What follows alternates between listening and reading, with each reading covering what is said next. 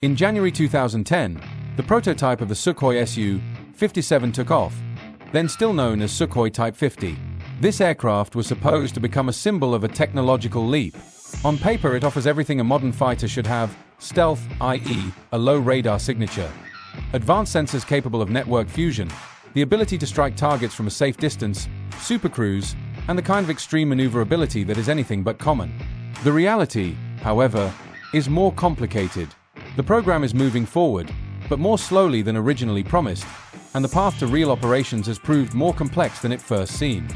The Russian Air Force planned to replace older Su-27 and MiG-29 with the Sukhoi 57 to be able to face the American F-22 and F-35. The gap versus the plan is substantial.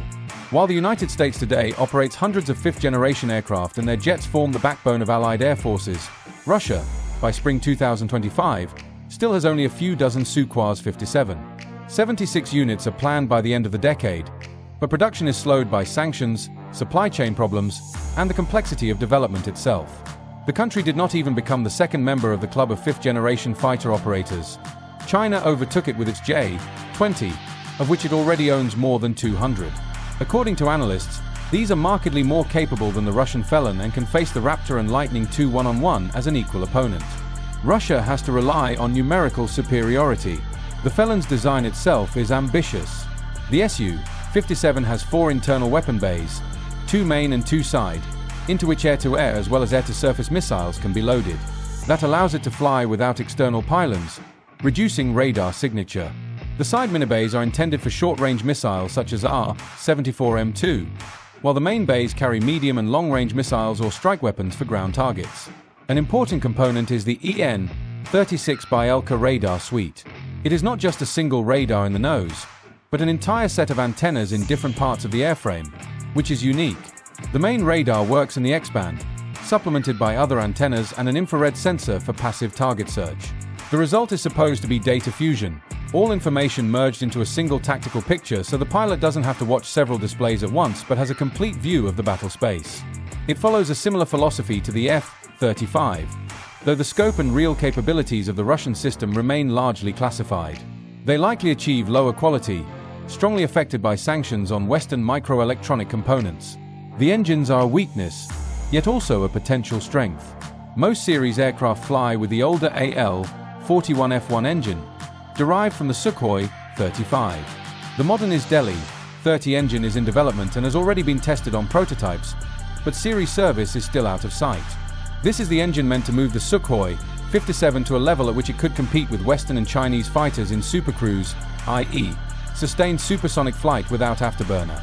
Until these engines proliferate, most of the fleet remains dependent on older technology and is relatively easy to detect in the infrared band. The Sukhoi 57's armament is conceived as universal. Air-to-air missiles K-77M are intended for medium and long ranges. The minibays take short-range missiles R-74M2, enabling hard maneuvers and rapid reactions. For extreme distances, Russia also fields R-37, theoretically able to hit targets hundreds of kilometers away. Against land and naval targets, low-flying cruise missiles KH-59M K2 and the newer KH-69 are planned. Both have reduced radar signatures and ranges of several hundred kilometers. Such armament lets the aircraft act as a universal platform, from achieving air superiority to striking strategic targets from beyond the reach of enemy air defenses. In recent months, reports have appeared about integrating hypersonic Kinshal missiles. These cannot be carried inside the bays, though, so it is likely mainly a propaganda move, since they markedly increase the radar signature. In 2018, Russia's Ministry of Defense confirmed a brief deployment of the Sukhoi 57 in Syria.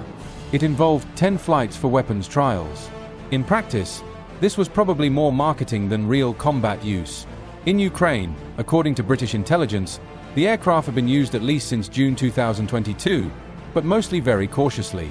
Instead of risky missions over the front, where the use of stealth jets would be expected, they operate from the safety of Russia's interior and launch missiles and standoff munitions.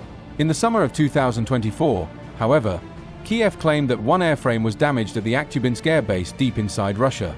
Footage of the incident was confirmed by reputable analysts. It showed that even a modern aircraft is vulnerable if its base is struck.